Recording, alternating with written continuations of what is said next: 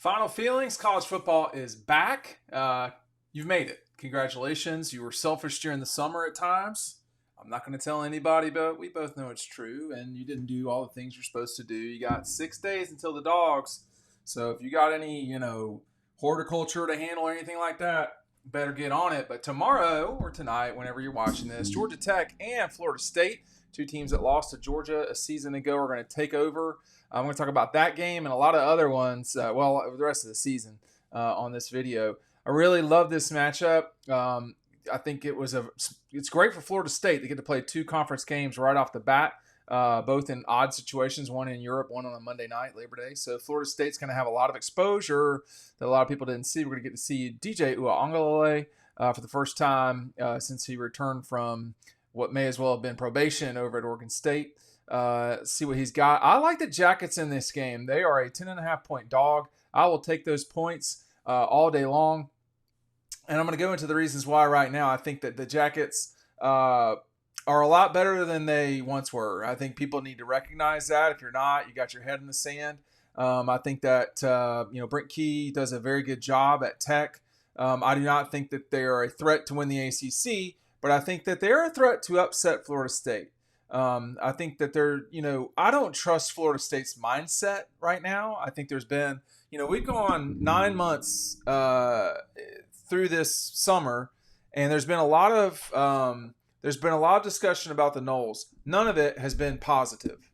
It's either been about people advocating that they should have been in the playoff, people whining about how badly they got beat by Georgia in the Orange Bowl, people whining about how many people didn't play in that game for Florida State, talking about injuries from the season, talking about trying to leave the ACC. Look, if they go out there and handle business and win this game by 20 points, maybe I'll think differently. You got a new quarterback who, if we're being straight, was never great in the ACC. He was completely average. And you've got a Tech team that's ascending. Whether people want to say that or not, I don't know. I don't care. But it is an ascending program in that league. We're just going to see. You can't, it's like, it's becoming the wheel of destiny again in the ACC. You don't have Clemson to just kind of be the power broker anymore. But, a season ago at the end of that year, that was a rough look for the ACC. Florida State looked bad. Clemson was just not themselves. Maybe that is Clemson now. I don't know. But it just, there's nothing that's turning people on about that league. Now you have the addition of Stanford, SMU, and Cal.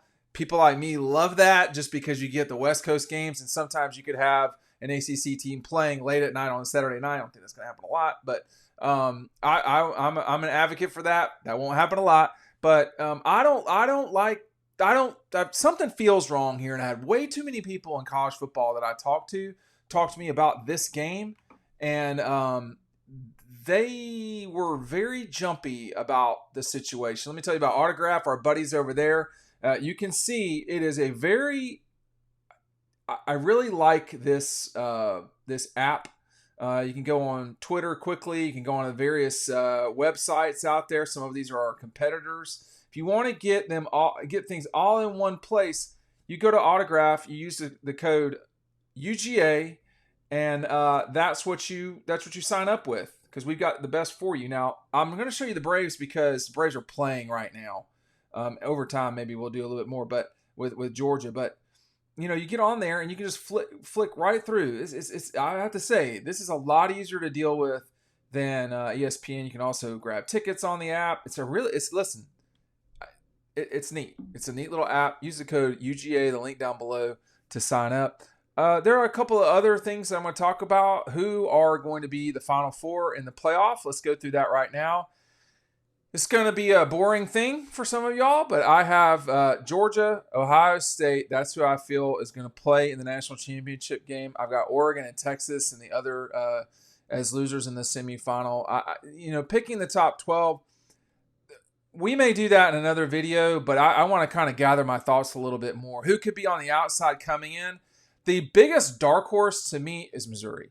I don't think that they're going to get to the semifinals, but so much of this depends on who's your quarterfinal matchup, who gets the Big 12, who gets the ACC champion, because those are going to be the weakest teams in the quarterfinals, probably. comparatively speaking, because your third best SEC team, in this case probably Alabama, they're definitely going to be better than the ACC champion. They're almost certainly going to be better than the Big 12 champion. They're definitely going to be better than the Big 12 champion. They're almost certainly going to be better than the ACC champion, whoever that person may be. I don't think SMU is going to win the ACC. I don't think it's out of the realm of possibility that SMU wins the ACC. I think it's probably Florida State. I just think they better watch it this week. I think Georgia will win the national championship over Ohio State. I'm dumb enough to think that. There's a lot of reasons why. I think if you want to just go with what you're seeing, they are the betting favorite. And about half the time, the betting favorite lately, about half the time, the betting favorites won the national championship. The betting favorite did not win the national championship last year. So your percentages are a little bit on your side there. But more than anything, those of us who get to see Georgia play, or practice, I should say, there's been, I don't know, probably a few hundred people maybe, and there's not a lot of people that talk like this that have been able to see it.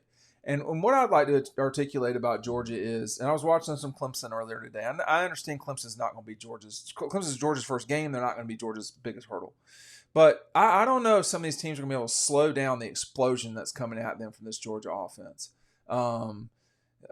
The thing that separates Georgia from a lot of other people is speed, just team speed in many areas. Ohio State, I think, can match that on a lot of levels. I just don't like the quarterback situation there right now. This guy was not going to be the starter at Kansas State, and that doesn't mean he's not good. It just means he wouldn't have been the starter at Kansas State. So he goes to Ohio State. You got, excuse me, you got a brand new coordinator. You got a brand new quarterback. You've got some moving part like Junkins coming in at running back from Ole Miss. He is exceptional.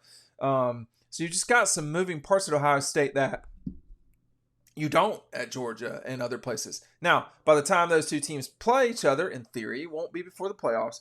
By the time those two teams play each other, and they could play each other in the first round. That seems very odd. If they're playing each other in the first round of the college football playoff, Ohio State and Georgia, something really strange has happened. Like something we did not anticipate has happened. But that's not completely out of the realm of possibility. Georgia could be the 6 and Ohio State be the 11 or vice versa. I doubt it. But, you could have a scenario where, Oregon is your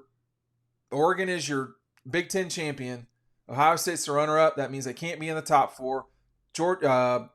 Texas is your SEC champion. Georgia's your runner-up. That means they're both either 5, 6, 7, 8, 9, 10, or 11. And, how many losses do they both have at that point? This, that, and the other. So there's a total scenario where Georgia and Ohio State could play one another early. I don't think that's going to happen. My suspicion is we'll see them at the end. But I don't want to do this all the time with teams. And, what I mean by that is, we watched in the late part of the last decade where the only answer was Clemson and Alabama. Well, the good news with that was those two teams did play in every single national championship game from the 15 season until the 19 season. But they didn't play each other every single time. They played each other 3 times. So in that time, obviously it went Clemson, Bama, Georgia, Bama, Clemson, Bama, and then Clemson, LSU. So I get annoyed with the certainty that a thing is going to happen. But when you have to pick, you have to pick. And I would suggest to you that Ohio State, Georgia is the most likely scenario. Doesn't mean that's the most likely. That's when you got to pick. I'll take those two. I think they're the best two. And we'll just see as time goes on. But I think that, my dark horse is Mizzou. And what I mean by dark horse is a team that picking Alabama to play for the national championship. And you're telling me it's a dark horse? I mean, it's a horse though. There's like picking Alabama to play for the national championship. That's not a dark horse to me. So perhaps some of this is semantics. Picking Missouri to have a really good season and go, get to the semifinals. That can happen. To me, that's the definition of a dark horse.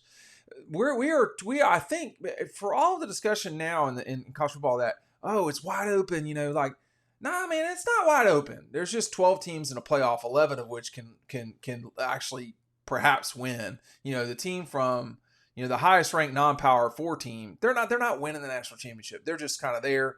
We need to get that out of the system. There's 2 things we got left to do with the college football playoff. Probably we need to shorten it to 8 teams, but I'm not going to go that route. We're going to go to 14 and whatever. But we can't keep acting like the non-power 4 champion is the same as the power 4 champion. And worse than that, more important than that, is we have got to make sure people know, and this has got to be changed at the presidential level, at the about said BCS, at the college football playoff level. We need to rank the teams for what they are. The conference championships can't matter. They're not the same. They are just simply not the same. There was a time when you could say, oh, well, the Pac-12 is better than the ACC. Is this, that? I mean, listen, the Big Ten and the SEC are not, the other leagues are not in their same universe. You could combine everybody else. I don't think they'd be in the same universe. I mean, who's left? So, it is unfair to penalize the second best team in the country for not winning their league. If they're the second best team in the country, they should be the 2 seed. Period. They should just be the 2 seed and at worst the 4, right? Because that gets you to the quarterfinals.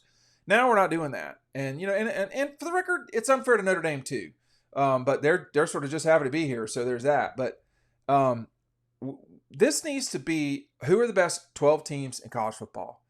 If the number 12 best team is Tennessee or Coastal Carolina, then it needs to be Tennessee or Coastal Carolina. But it shouldn't just be Coastal Carolina. That's silly. We saw what happened with Liberty. We've seen what happened to everybody that's not named Boise State versus Oklahoma in 2006 or whenever that was. Or 2009. I can't remember when it was because it doesn't matter. We need the best teams, and we don't need to see Liberty getting smoked again. We don't need to see. I don't even know who. Cincinnati was not competitive with Alabama in 2021. They should have been there. They were the 4th best team. That's different than what I'm talking about. Cincinnati should have been there, and they weren't a Power 5 team. I have no issue with that. I have an issue with Cincinnati being the 17th best team and getting over the 12th best team. That's not right. This is sports. This is not other stuff. There's a scoreboard. It's easy to tell what's going on. And I just.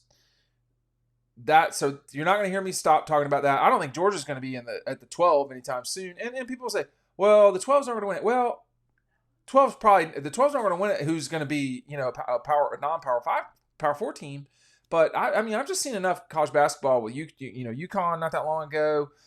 You can come from the first 4 and get to the Final 4. Those teams are just not. It's not going to happen. And I'm already tired of that. This is sports. This is not, charity. It shouldn't be run that way. But, I like Florida State to win. I think it will be uncomfortable. I think that I'll take the Jackets with their 10 and the hook. I think that the Jackets are making progress to where they are going to make people pay attention to them.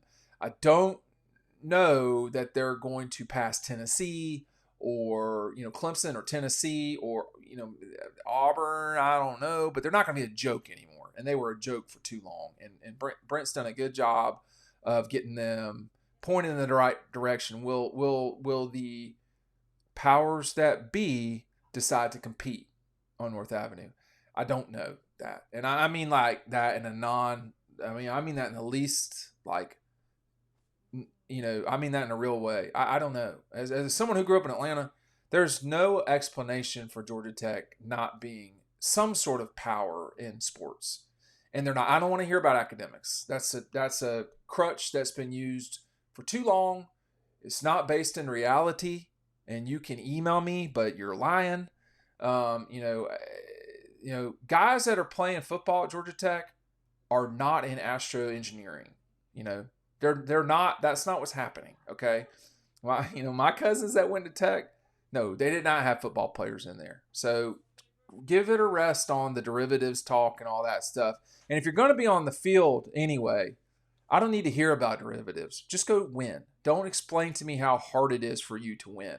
I mean, no one says that at Stanford. No one talks about that at Northwestern. If they do, they're wrong. And for the record, It's not like Georgia and Texas and Florida are just like flunky schools. They're hard to get into, and they're challenging. And when you're offering players 800 G's a year to play there, I got no qualms with that. But I don't want to hear about the academic stuff. Like that's gone on too long. That is a premier institution in the United States. But leave the academic, riffraff for some other time.